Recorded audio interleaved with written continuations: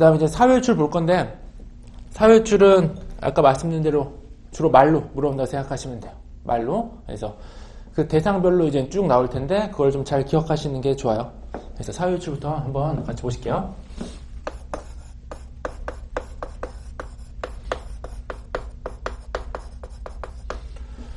사회유출선 개념부터 보시면요. 말 그대로요. 회사 밖으로 나갔다요, 돈이. 회사에서, 제가 회사요? 회사에 돈 나갔어요. 그럼 뭐라고 처리할까요, 우리는? 돈 나갔으면 비용이라고 하겠죠. 그렇죠?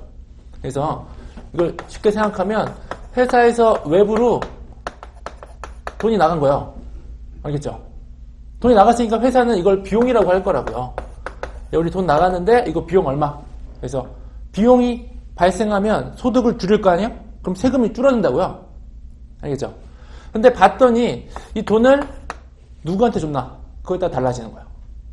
회사 밖으로 돈은 나갔는데 과연 누구한테 돈을 줬냐? 그거에 따라서 우리가 비용으로 인정하지 못하겠다. 이게 생긴다고요. 그래서 여기서 발생하는 비용들은 대부분 뭐냐면요.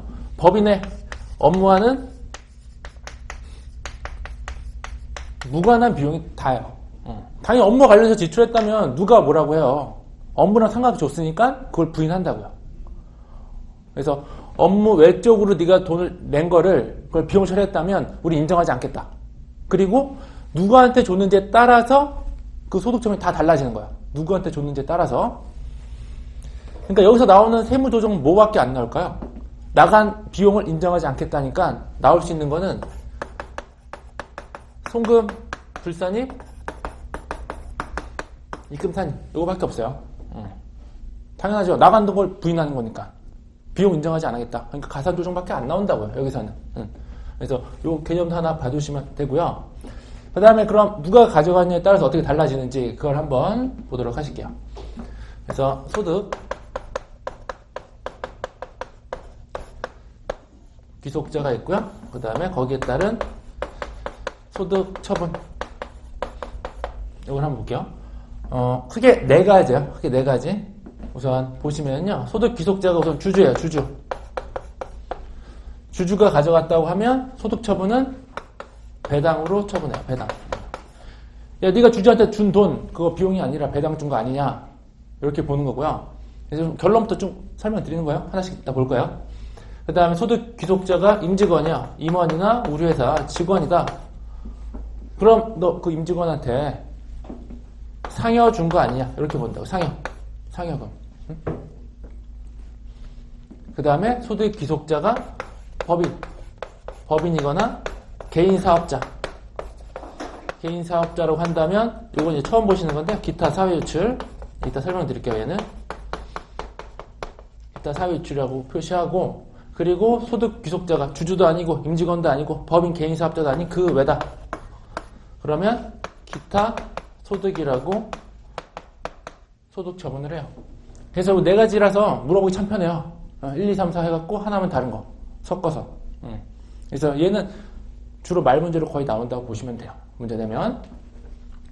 이제 하나씩 한번 사례를 볼게요.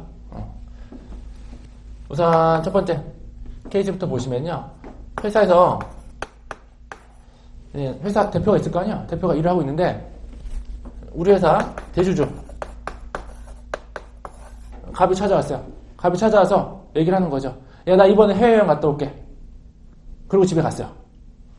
그러면 회사에 대표이사는 어떻게 해요? 걱정이 되는 거죠. 관 얼마를 지한테 줘야 되나?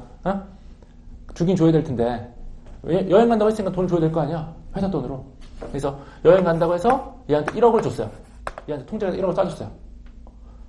근데 회사 장부에다가 주주 여행 경비 놀러 가는데 1억 줌 이렇게 쓸 수는 없잖아요. 돈은 나갔는데. 그러니까 이거를 막기 위해서 뭐라고 하냐면 우리 회사 직원들의 출장비 이런 식으로 비용 처리를 한다고요. 그렇죠? 그래서 비용으로 잡아놨어요. 이게 안 걸리면 괜찮아. 안 걸리면. 근데 걸리면 문제가 된다고. 걸렸을 때. 그래서 이걸 갖고 이제 보시면요. 회사 입장에서는 어떻게 한 거예요? 주주한테 준 1억을 출장비라는 가짜 항목을 만들어서 비용으로 잡은 거죠. 비용으로 1억을 잡아놨어요. 근데 세법은 이거 인정해? 인정하지 않는 거죠. 야, 어떻게 주주 놀러 가는데 준 돈을 출장비라고 잡아놨냐? 그건 우리가 비용으로 인정하지 못하겠다. 그래서 세법에서는 이거를 비용으로 인정하지 않는다고요. 그럼 비용이 아니니까 소득처분 어떻게 하면, 세부적으로 어떻게 하면 돼요? 송금, 불산입. 비용 아니니까 송금, 불산입. 금액은 1억이고 거기에 대한 소득처분이 들어가야 되는 거죠. 너 주주한테 준 돈이니까 배당 준 거 아니냐? 배당으로 소득처분하겠다 이거라고요. 배당으로. 그러면 배당으로 소득처분이 되면 우선 법인 입장에서 보면요. 법인 입장에서는 업무 외적으로 돈이 나간 건데 비용 처리했잖아요. 그럼 업무 외적으로 보통 돈이 나간 건 인정하지 않아요. 비용으로.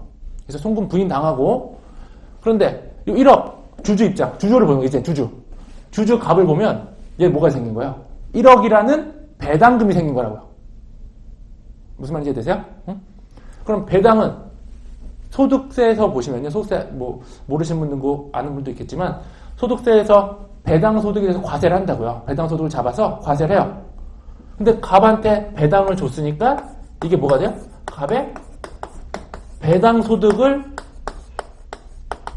구성을 하는 거예요. 이게 이해되세요? 그래서 배당으로 소득처분하면 법인 입장은 송금으로 부인당하고요. 그걸 받아간 갑이라는 주주는 배당 소득으로 잡혀서 여기에 대해서 소득세를 내야 되는 거예요. 얘는. 아시겠어요? 무슨 얘기인지?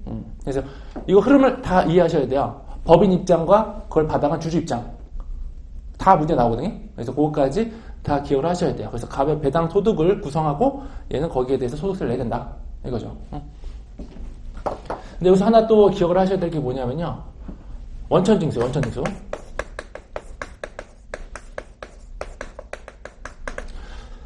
지금 법인에서 개인한테 소득을 지급한 거잖아요. 그때 이 법인은 개인한테 준 돈에 대해서 원천징수를 해야 될 의무가 있다고요. 그러니까 지금 보는 것도 법인이 개인한테 배당을 준 거니까 어떻게 해야 돼요? 법인이 원천징수를 해서 세금을 내야 돼요. 아시겠어요? 원천징수 개념을 간단히 설명드리면요. 여기 제일 좋은 게 은행이죠. 은행 있고 여기 개인 있다고 하면 우리가 이자로 받는 게 100을 받아야 돼요. 100을 받아야 돼요. 근데 실제로 100을 다 주진 않는다고요. 100 중에서 실제 지급하는 거는 그냥 쉽게 생각하시면 90이고요. 이 중에 세금으로 10을 떼요. 그 다음에 은행이 갖는 게 아니라 은행이 10만큼 세무서에 납부를 한다고요. 이게 원천징수죠. 소득의 원천지가 어디예요? 은행이라고요. 원천지에서 세금을 징수하는 거예요. 그래서 원천징수예요. 그래서 쉽게 생각하면 돈 주는 애가 돈이 더 많겠죠. 받는 애보다는. 그래서 돈 많은 네가 세금 미리 내라 이거예요. 돈 많은 애가 세금 네가 먼저 내라. 그래서 법인이 개인한테 돈을 주니까 누가 돈이 많겠어요? 법인이 돈이 많겠죠. 그러니까 네가 세금 떼서 미리 내라. 그래서 이런 케이스도 법인한테는 원천징수의 의무가 있다고요. 근데 잘 생각해보면 처음부터 줄 때 배당이 아니었잖아요. 처음엔 몰래 준 거라고요. 이렇게 여행 잘 갔다 오라고. 근데 이때 주면서 여행 잘 갔다 1억 주는데 근데 미안해. 내가 세금 좀 뗄게. 그리고 세무서에 신고해? 안 하겠죠. 신고하면 바로 잡힐 텐데. 이땐 그냥 가는 거고 언제 내겠어요? 걸리면 낸다고. 걸리거나 아니면 자발적으로 수정신고하거나 그때 세금을 내야 되는 거예요. 원천징수에서. 알겠죠? 응?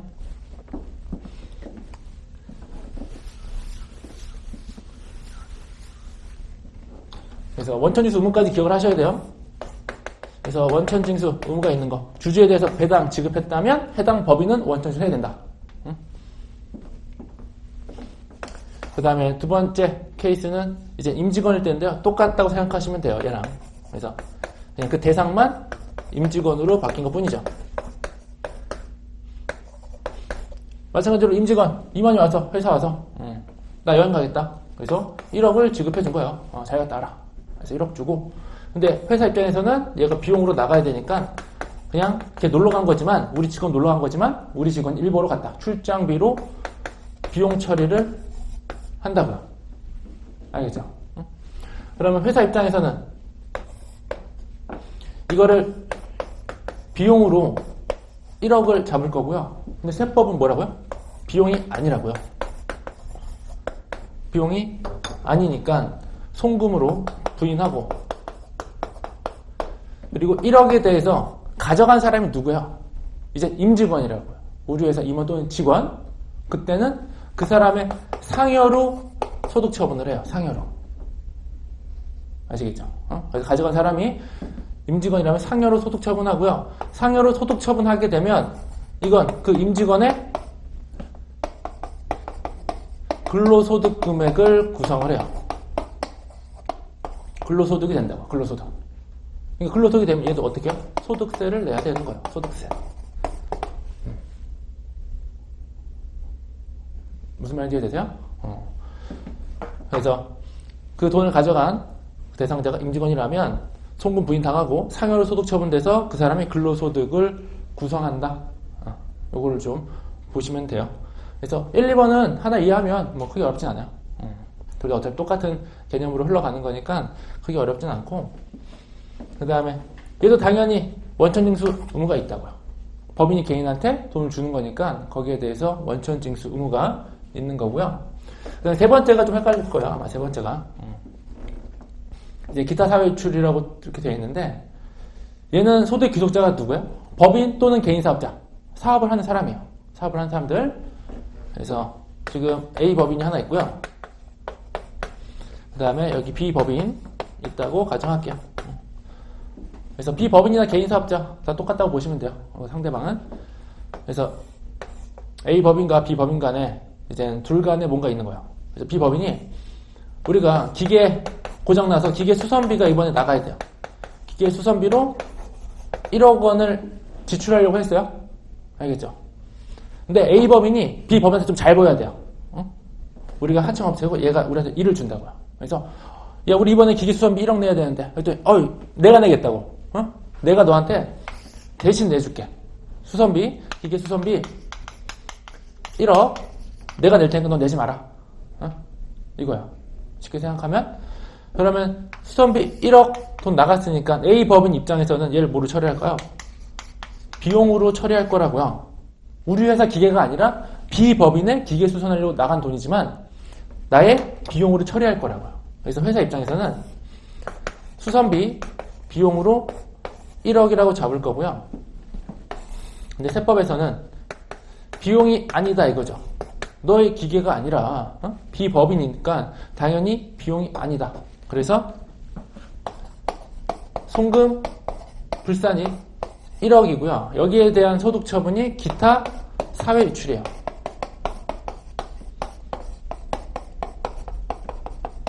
기타 사회유출. 근데 기타 사회유출 특징은 뭐냐면요. 기타 사회유출로 소득 처분이 되면 B법인 있죠. B법인. B법인에 대해서 별도의 소득으로 과세하지 않아요.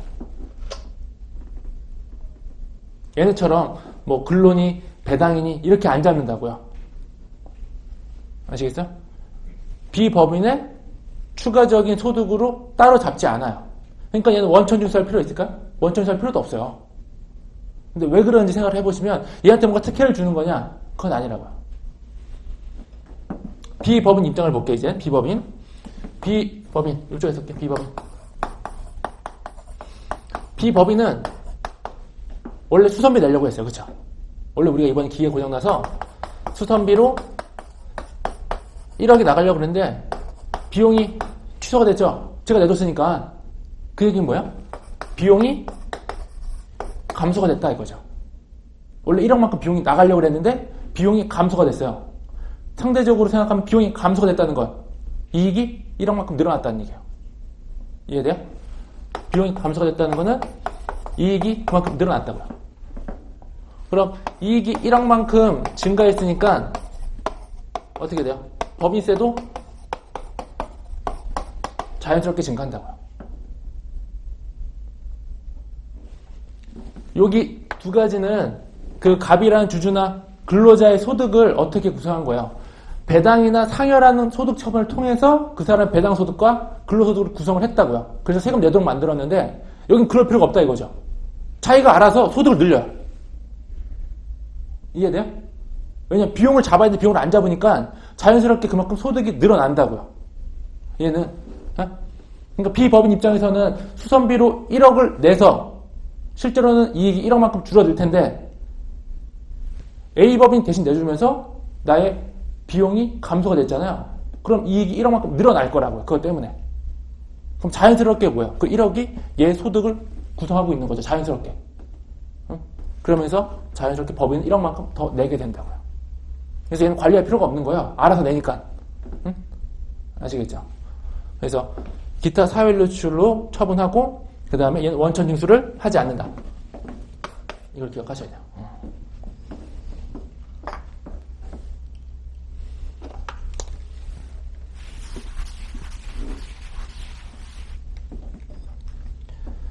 그리고 기타 사회출 쓰는 거는요, 보통 지금 같은 경우도 있지만 그 대상이 국가나 지자체.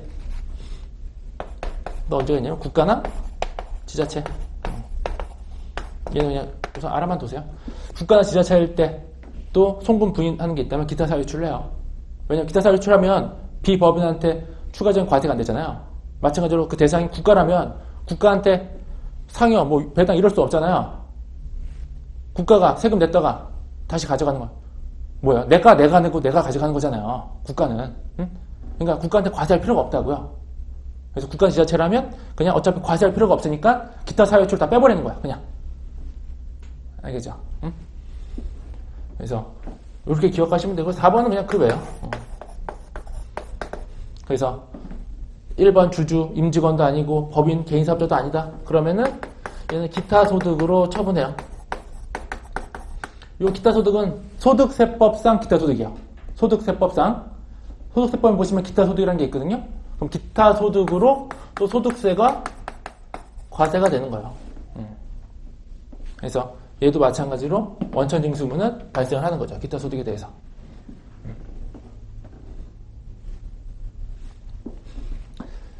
그래서 주로 문제 물어보면 1, 2, 3 거의 물어보고요. 그 다음에 전체적인 흐름에서 기타 사회 유출만 원천징수하지 않는다.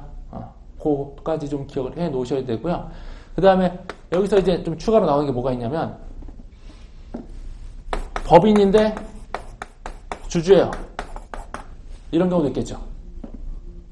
우리 회사랑 주주, 상대방이 주주인데 걔가 개인이 아니라 법인일 수도 있다고요. 근데 우리 볼 때 법인이라면 기타 사회 유출이었고요. 그렇죠? 기타 사회 유출. 주주였다면 배당이라고요. 근데 두 개가 섞여버렸어요. 그럼 과연 어떻게 할까? 이거죠. 그게 문제라고. 어떻게 할 건지. 좀 더 편한 거로 간다고 생각하시면 돼요. 좀 더 편한 방법. 뭐가 더 편할까요? 배당으로 하는 게 편할까요? 기타 사회 유출하는 게 편할까요? 기타 사회 유출 편하겠죠. 알아서 이 법인의 소득을 구성할 거 아니에요. 응? 굳이 배당으로 잡을 필요가 없다고요. 알겠어요? 그래서 문제에서 만약에 법인이면서 주주라면 걔에 대한 소득 처분은 기타 사회 유출로 가는 거예요. 응? 그 다음에 출자자면서 임원이요. 그러니까 주주인 임원이라고 생각하시면 되겠죠. 주주인 임직원. 우리 회사 주주면서 임직원이다.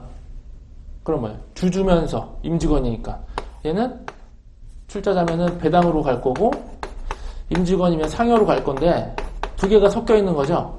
그럼 과연 어떻게 할까? 이게 또 문제가 된다고요. 뭐가 편할까요? 뭐가 편할까요? 뭐 물론 잘 모르죠. 뭐가 편한지. 소득세 배웠으면 알아요. 소득세 배웠으면 상여로 과세하는 게 편해? 근로소득으로 과세하는 게 편해? 아니면 배당으로 과세하는 게 편해요? 얘가 더 편하다고요. 나중에 배우시면 알겠지만 금융소득, 그러니까 배당으로 가면 그 기준금액을 넘어야 돼요. 우선 기준금액을 넘어야지 과세가 되고 과세책이 좀 더 복잡하다고요. 근데 상여로 가면 뭐예요? 그 사람의 근로소득을 구성하니까 연말정산하면 끝이에요. 훨씬 편하다고요. 아시겠어요? 그래서 좀 더 편한 쪽으로 간다 생각하시면 돼요. 좀 더 과세하기 편하고 좀 더 간편한 쪽으로. 그래서 이런 것까지 좀 기억을 하고 계셔야 돼요. 이 정도까지.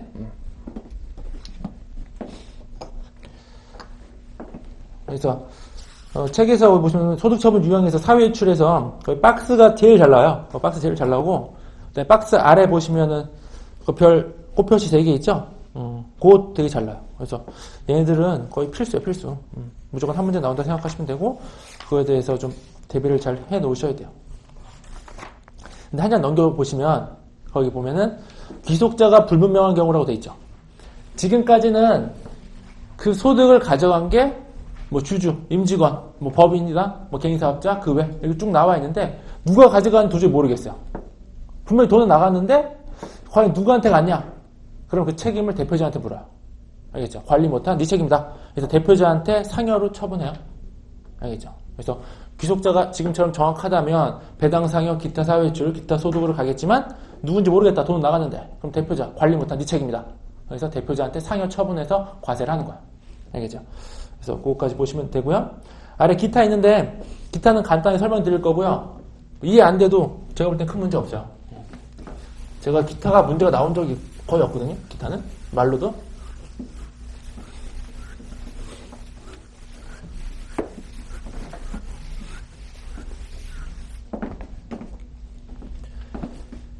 그래서 기타 간단하게 보시면요. 지금까지 봤던 유보 또 아니고 그 다음에 사회 유출도 아닌 케이스예요. 유보도 아니고 사회 유출도 아니다. 그때 기타로 가는 거예요. 그러니까 이소저도 아닐 때 그냥 기타로 간다고 보시면 되고요. 근데 여기 혹시라도 문제가 나온다면 나올 수 있는 게 하나밖에 없어요. 거의 딱 하나. 그래서 하나를 그냥 외우시면 제일 좋거든요. 얘는 그냥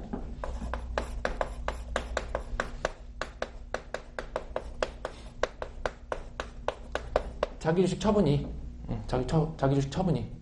요게 가장 대표적인 사례인데요. 자기 주식은 뭐냐면, 삼성이 삼성 주식 갖고 있으면 그걸 자기 주식이라고 해요. 그러니까 자기가 자기 회사 주식 갖고 있으면 자기 주식이라고 하고요. 그 다음에 그거를 외부 시장에다 다시 팔 거 아니에요. 증권시장에다가. 그때 팔면서 이익이 발생하면 그걸 자기주식 처분 이익이라고 해요. 그래서 삼성전자 주식을 살 때는 100원 주고 샀어요. 근데 팔 때는 150원에 팔아요. 그럼 차이가 난 50원만큼 자기 주식 처분 이익이라고 잡거든요. 근데 이걸 처리할 때 달라지는 게 회계랑 세법이 좀 달라요. 보는 게. 처분 이익에 대해서 회계 입장은 뭐냐면요. 얘는 자본이다 이거예요. 자본. 얘는 자본이다. 근데 세법은요. 얘는 손익이다. 이렇게 봐요. 이게 달라지면 뭐가 달라질까요? 손익으로 보면 세금을 내야 되고요. 자본으로 보면 세금 안 내요. 알겠죠? 그러다 보니까 문제가 발생하는 거예요. 여기서. 그래서 그냥 사례 하나를 좀 기억하시면 돼요. 사례 하나만. 그래서 회사에서 갖고 있던 자기 주식. 삼성전자가 갖고 있던 자기 주식이 100에 취득했다가 처분할 때 150에 처분했어요. 그래서 돈은 150이 들어온 거죠. 그러면은 차이나는 금액만큼 자기 주식 처분 이익이 발생할 거예요. 자기 주식 처분 이익이 50이 발생을 해요. 근데 회사 입장에서는 요 자기 주식 처분 이익을 자본이라고 얘기를 하고 있는 거예요. 자본이라고 얘기를 하고 있는 거고. 근데 세법은 자기 주식 100 나간 거 맞고 그 다음에 처분이익 50도 맞고 그 다음에 현금 들어온 거 그것도 150 맞다 이거죠. 다만 뭐가 다른 거야? 이거는 손익으로 봐야 된다. 요 차이만 발생하는 거예요. 그러니까 자산부채 차이도 없어요. 사회출도 아니고. 알겠죠? 응? 왜냐면 우리가 아까 뭐라고 했어요? 거래가 발생하면 그럼 손익으로 인식을 하고 최종적으로 가는 게 어디라고요? 자본으로 가면서 끝난다고요. 그죠? 첫 시간에 이렇게 설명드렸죠? 근데 회사는 지금 어떻게 한 거야? 거래가 발생했죠? 거래가 발생한 다음에 다이렉트로 어디로 갔어요? 자본으로 갔어요. 이게 회사야. 회사 입장. 근데 세법은 어떻게 가래요? 거래가 발생했으면 야 손익 한번 거치고 그 다음에 자본으로 가라. 이거라고요. 세법 입장은. 그러니까 자본으로 가는 금액은 둘 다 얼마야? 20으로 똑같이 간다고요. 차이가 없어요. 응? 다만 손익을 거쳤다 가냐? 아니면 다이렉트로 가냐? 이 차이죠.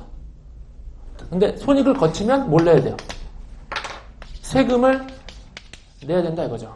그래서 법인세 입장은 야 세금 내고 가 이거고 회계는 먼저 가 있을게 이거죠. 그래서 먼저 가는 걸 잡아다가 세금 내고 가라고 하는 거예요. 그러니까 세금만 걷고 싶어요. 어떻게 하면 돼요? 세금만 걷고 싶어요. 입금산입 50 잡으면 되겠죠. 입금으로 해서 소득을 늘려면 되는 거 아니야. 근데 자산 차이도 없고 사회출도 아니야. 그래서 하는 게 기타라고요.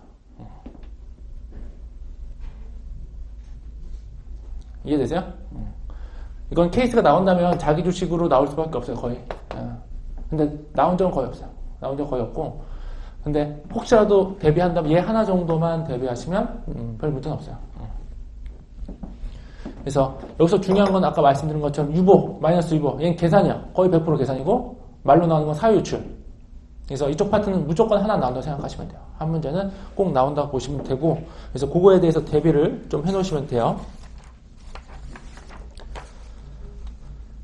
그래서 기본적인 이론 설명은 이제 다 드린 거예요. 어때? 할만해요? 할만하죠? 근데 현실은 그렇게 만만하진 않아요. 실제 기출 유형들은 여러분들이 좀 쌓여야 돼요. 왜냐하면 법인세가 요거만 갖고 끝나면 제일 좋은데 이게 뒤로 갈수록 다른 챕터랑 같이 묶여요. 묶이고 점점 덩어리가 커진다고요.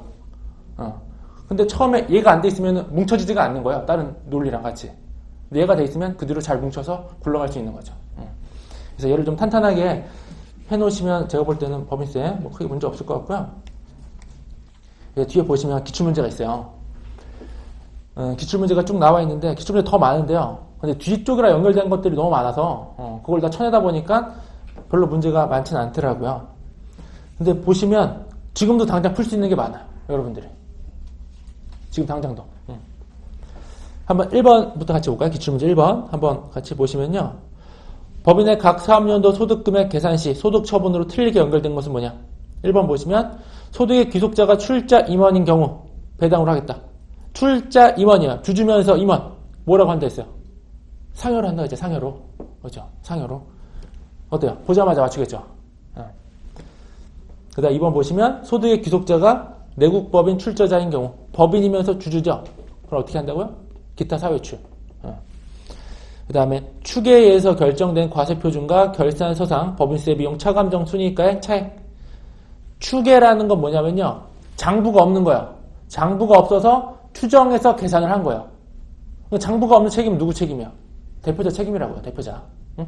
그렇기 때문에 대표자한테 상여 처분을 해요. 응? 그 다음에 소득 귀속자가 임원 또는 사용이다. 이때는 상여로 가는 거. 그래서 이런 거 보시면 외웠으면 그냥 다 맞추는 거예요. 얘는 외웠으면. 응? 그 다음 2번 보시면 소득 처분에 관한 설명으로 옳지 않은 것은 뭐냐? 1번 보시면요. 사회유출이란 송금산입, 입금 불산입한 금액에 대한 소득 처분으로 그 금액이 법인 외부로 유출된 것이 명백한 경우 유출된 소득의 귀속자에 대하여 관련되는 소득세를 징수하기 위하여 행한다. 이게 얼핏 읽으면 맞는 것 같은데요. 첫 번째 줄 보시면은 송금산입, 입금 불산입 아니죠. 나간 비용을 부인하는 거니까 송금 불산입, 입금 산입에 대해서 하는 거죠. 우리가. 그렇죠? 그래서 문제를 좀 꼼꼼하게 보셔야 돼요. 문제 꼼꼼하게. 그래서 이거 슬쩍 읽으면 맞는 것 같아요. 슬쩍 읽으면. 그럼 1번부터 4번까지 다 읽겠죠. 근데 틀린 거 못 찾아. 그럼 다시 또 읽는 거예요. 그럼 또 시간 뺏기는 거고. 우리가 세법에서 고득점을 노리잖아요. 그렇죠? 세법은 어렵지만 고득점을 노리는 특이한 과목이에요. 어려워하면서 고득점을 노리고 빨리 풀어야 되는. 그래서 여러분들이 법 조문만 잘 정리해서 가시면요. 정말 빠르면 10분, 뭐 12분 이 정도 안에 다 풀면서 80에서 85점까지는 끌어올릴 수 있어요. 세법 100점은 거의 불가능해요. 100점은 거의 불가능하고 100점 맞는다 또 의미가 있나? 별로 의미 없어요. 조중점수로 확 내려가니까 의미가 없어요. 차라리 투입 시간을 적정하게 해서 점수나 80에서 80 중반? 조중점수로 해서 뭐 60 중반에서 뭐 70 사이 왔다 갔다 하게 맞춰놓고 나머지 국어, 영어, 한국사를 쭉 올리시는 게 더 좋다고요. 알겠죠? 그래서 세법은 80, 85는 정말 쉽게 맞을 수 있어요. 여러분들이 조금만 투입하시면. 그 다음에 2번, 동그라미 2번 보시면요. 세무조정으로 증가된 소득의 귀속자가 국가, 지자체인 경우 기타 사회출로 소득 처분하고 그리고 귀속자에 대해서는 과세하지 않겠다. 그죠? 그 다음 3번에 단계 유보로 소득 처분된 세무조정 사항이 발생하게 되면 단기 이후 추인될 때까지 이를 자본과 적립금 조정 명세서 을표에 사후관리해야 된다. 그렇죠? 유보를 관리하는 표는 을표라고 말씀드렸어요. 그 그 다음에 송금사입, 입금 불산입으로 세무 조정한 금액 중 유보가 아닌 것은 기타로 소득처분하며 별도로 사후관리하지 않는다. 그렇죠? 그 다음에 3번 보시면요. 소득처분에 관한 설명으로 옳은 것은 뭐냐? 1번 보면은 사회 유출된 금액의 귀속이 불분명하여 대표자에 대한 상여로 처분한 경우 당해 법인이 그 처분에 따른 소득세 등을 대납하고 이를 손비로 계상함에 따라 입금에 산입한 금액에 대해서는 기타 사회 유출로 소득처분한다. 이건 무슨 말인지 모르지만 얘가 맞는 말이에요. 얘를 잠깐 설명을 드릴게요.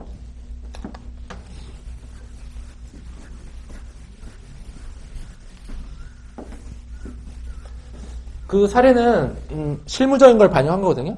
세법에서.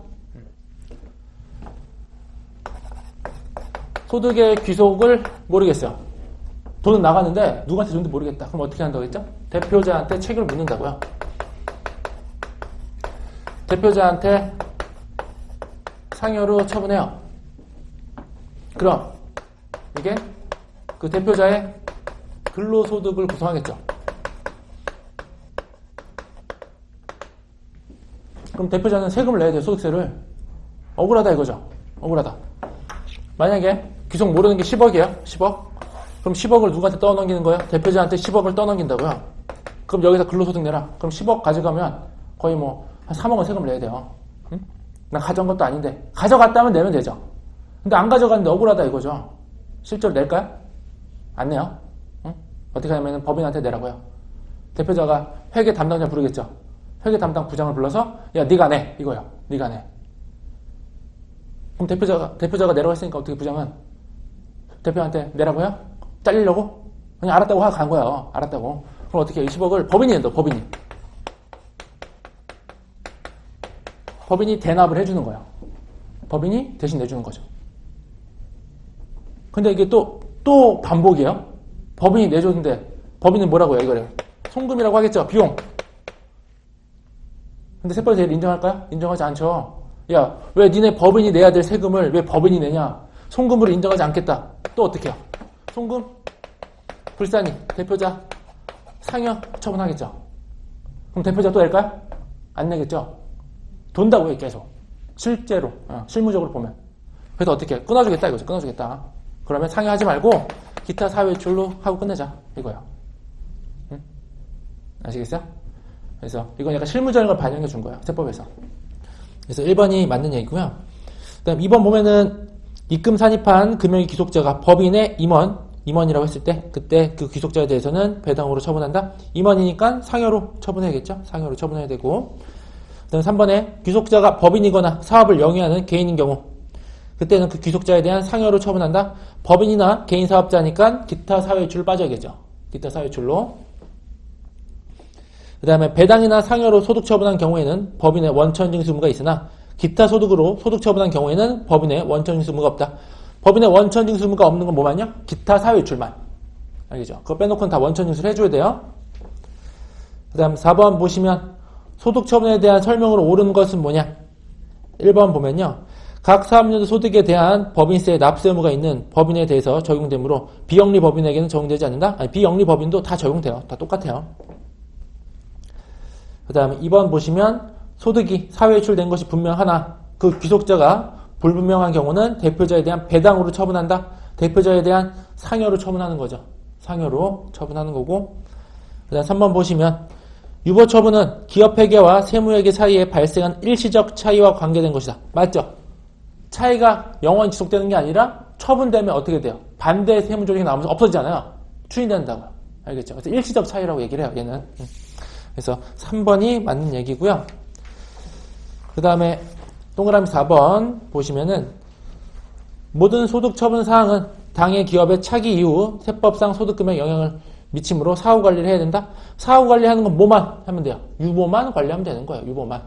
알겠죠? 유보만 관리해주면 되고. 그 다음에 5번 보시면요. 소득처분 유형 중에서 사회유출이란 입금 산입하거나 송금 불산입한 금액이 기업 외부의 자한테 귀속되는 것으로 인정되는 처분이다. 이러한 사회유출 중에서 그 귀속자한테 소득세법상의 근로소득에 대한 소득세가 과세되는 것은 뭐냐? 뭐야? 상여죠. 너무 쉽지 않아요? 응? 이런 거 진짜 보자마자 풀어야 되기 때문에 이런 거 한 20초면 끝나야 돼요. 20초. 딱 문제 읽고 찍는 데까지 한 20초. 그래서 근데 이런 문제들이 몇 문제씩 나와요. 정말 보자마자 답이 나오는 게 한 3, 4문제 있다고요. 고민 없이 그냥 바로바로 찍는 게. 알겠죠? 그 다음에 좀 응용되는 게 한 2개, 많아야 3개. 그 다음에 여러분들이 법정을 얼마나 외우고 있냐? 그런 문장들. 그래서 단답형이 한 2-3개 나오니까 걔네들은 보자마자 찍어야 돼요. 여러분들이 시간 끌지 말고. 그 다음에 6번 보시면요. 소득처분에 대한 설명으로 옳지 않은 것은 1번 보시면 외국 법인의 국내 사업자의 각 사업연도 소득에 대해 법인세 과세 표준을 신고하거나 결정 또는 경정함에 있어서 입금에 산입한 금액이 그 외국 법인 등에 귀속되는 소득은 기타 사회출로 처분한다. 뭐 정확하게 여러분들이 이해는 못하겠지만 그냥 맞는 얘기예요. 이런 것들은 나중에 뭐 외국 법인이나 뭐 그런 것도 좀 더 보시면 되고요. 그다음 2번 보시면 입금에 산입한 금액이 사회에 유출된 것이 분명한 경우에 그 귀속자가 사업을 영위하는 개인인 경우 상여로 처분한다. 사업을 영위하는 개인 사업자예요. 그럼 뭐로? 기타 사회 유출로 가는 거죠. 그래서 실제로 여러분들이 문제 풀 때도 지문 4개를 다 한다는 보장은 없어요. 항상. 그 중에 하나는 모를 수도 있고 2개도 모를 수 있어요. 그럼 거기서 막히지 말고 쭉 읽어보는 거예요. 그 중에 확실한 게 있으면 정말 좋은 거고, 근데 다 모르겠다. 그때는 뭐 어쩔 수 없죠. 과감하게 뭐 찍고 넘어가는 건데, 근데 1, 2번이 막힌다고 해서 그냥 포기하시면 안 되고 다 읽어봐야 돼. 읽어보기는. 그 중에 여러분 확실히 아는 게 한두 개는 있을 수 있다고요. 그 다음에 3번 보면 법인세를 납부할 의무가 있는 비영리 법인과 비영리 외국 법인에 대해서도 똑같이 적용한다. 맞는 얘기고요. 그 다음에 입금 산입한 금액의 귀속자가 임원 또는 사용인인 경우는 그 귀속자에 대한 상여로 처분한다. 지금 1번, 6번까지는 다 말문제인데 보시면 알겠지만 다 뭐예요? 사회유출에 대해서 거의 비슷한 얘기를 계속 돌리고 있다고요. 문제를. 그죠? 조금씩 바꿔서 똑같은 얘기를 계속 하는 거예요. 응? 그래서 이런 거 나오면 무조건 맞춰야 되는 거고요. 7번이 이제 소득 처분에 대해서 세무조정하는 건데 이런 거 좀 까다롭죠. 실제로. 이 한번 같이 읽어보고 생각 좀 해볼까요? 주식회사 서울의 대주주이자 대표이사인 김서울씨. 대주주이자 대표이사야. 그럼 뭐야? 주주인 임원이죠. 그럼 여기서 주주면서 임원이니까 소득처분은 상여겠구나. 우선 걔랑 우선 생각을 좀 하셔야 되고요. 그 다음에 그 김서울씨가 보유하던 토지를 주식회사 서울에 2억 5천만 원을 받고 매각했다. 그래서 주주가 갖고 있던 주주자 임원인 김서울씨가 갖고 있던 토지를 그 회사에다 팔았어요. 자기 회사에다가 2억 5천에 팔았는데 보시면 그 토지는 시가가 얼마짜리예요? 2억 원짜리예요. 지금 시장에서 거래되는 2억 원인데 2억 5천에 팔았어요. 그거 뭘까요? 특혜를 준 거죠. 주주니까. 좀 더 돈을 많이 준 거죠. 그럴 때 주식회사 서울이 장부상 당해 토지를 2억 5천으로 기록했다. 이때 주식회사 서울 입장에서 필요한 세무조정과 소득처분으로 옳은 것을 한번 골라봐라. 이거는 2가지가 나와서 좀 헷갈려요. 2가지. 하나만 나오면 편한데 2가지가 섞여 있다고요. 그래서 한번 고민을 좀 같이 해볼게요.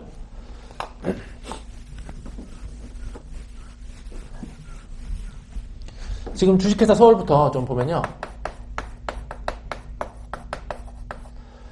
지금 토지를 구입을 했죠. 토지를 구입했는데 2억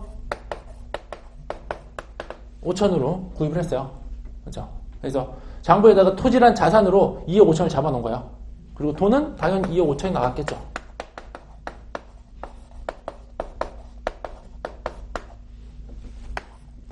근데 이제 세법에서 관점 보면, 세법 관점으로 한번 보시면요.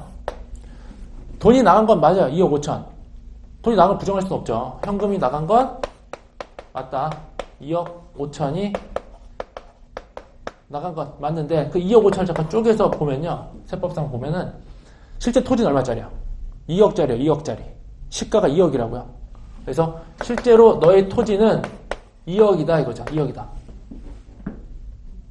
넌 2억짜리를 그 주주면서 임직원인 그 사람한테 사오면서 돈은 2억 5천을 준 거죠. 그러니까 토지값은 2억만 준 거고요. 5천은 뭐야? 사회유출이에요. 사회유출. 알겠어요? 사회유출이요. 5억 원. 5천만 원은.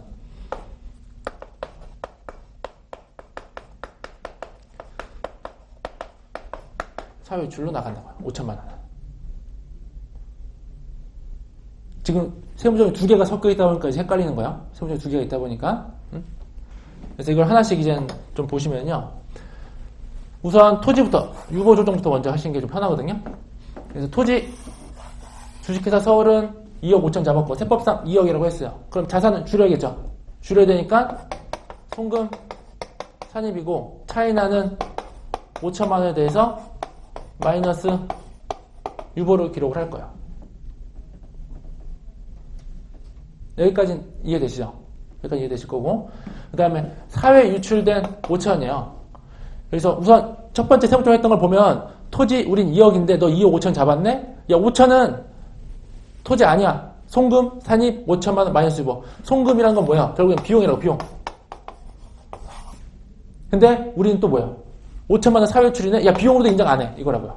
비용으로도 인정 안 해. 송금 불산입 잡아야지 또. 송금 불산입 비용 인정 안 해. 그 금액이 얼마야? 5천만 원. 누구한테 갔어요? 주주인 임원한테 갔죠. 어떻게 해요? 상여 처분하는 거죠.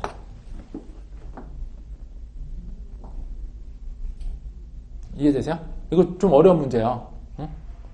두 가지가 섞여 있다고요.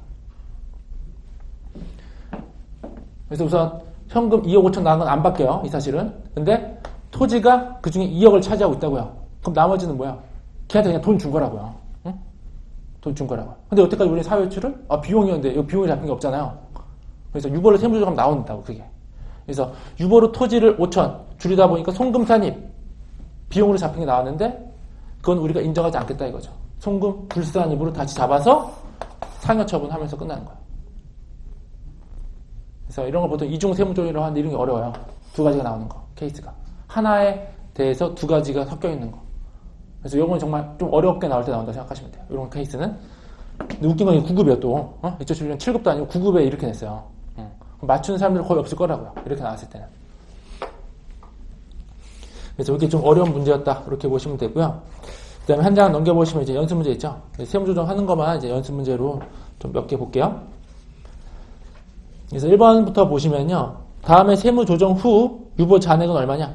그래서 기초 유보 넣고 잔액 구해라. 그러니까 문제를 이런 식으로 낼 수 있어요. 기말 잔액을 한번 구해봐라. 그래서 보시면 주식회사 세무 3기 2014년 사업연도는 1월 1일부터 12월 31일이고 내용은 다음과 같다. 그래서 접대비로 지출한 금액은 1,200이고 세법상 한도는 1,000만 원이다. 그래서 우리가 뭐 접대비를 모르긴 하지만 그냥 대충 보면 세법상은 1,000만 원인데 접대비로 지출은 1,200이요. 그러면 뭔가 안 되겠다라는 걸 알겠죠. 근데 송금 부인 당하지만 얘는 유보가 아니에요. 기타 사회유출로 빠져요. 기타 사회유출. 그래서 왜 그런지 나중에 이제 기본 수업을 들으시면서 강론에 있는 뭐 접대비 같은 걸 좀 배우셔야지 좀 정확하게 이해를 할 수 있고요. 근데 토지를 취득하면서 취득세 200만 원을 세금과 공가 비용으로 처리했다. 비용이요? 아니죠. 취득 부대 비용이니까 그 취득 원가를 구성한다고요. 그러니까 어떻게 해줘야 돼? 비용 아니다. 송금 불산입 200만 원 유보로 가겠죠. 그러니까 기말 잔액은 얼마겠어요? 200만 원이 되겠죠. 유보 금액은. 이해되세요? 이런 게 이제 실제로 나오는 문제 사이즈 그 정도 수준이야. 이게 원래 좀 더 섞이겠지만 여러분들이 뒤쪽 내용을 거의 다 모르니까 그걸 뭐 섞을 수가 없어갖고 간략간략하게 나온 거고요. 문제 스타일은 이런 스타일로 나온다고 생각하시면 돼요. 그 다음 두 번째 보시면은 주식회사 세무의 이익이 세무조정으로 오른 것은 뭐냐? 그래서 1기 보시면요. 1기 세무조정 내역 토지 A를 1억 원에 구입하면서 발생한 취득세 100만 원의 세금과 공가 비용으로 처리했다. 그럼 1기의 세무조정 뭐가 나올까요? 송금불산입 100만 원 유보 이렇게 나오겠죠. 그 다음에 2기 보면요. 토지 A를 1억 1,000원 받고 처분이익 1,000만 원을 계상하였다. 이런 거 신경 쓸 필요 전혀 없다고요. 처분 나오면 무조건 뭐라고요? 반대 세무조정 그냥 쓰면 되는 거예요. 알겠어요? 1기 때 송금불산입 100만 원 유보 나왔으니까 2기 때 뭐가 나왔어요? 처분했으니까 처분했단 말 나오면 금액 아무것도 올 필요 없어요.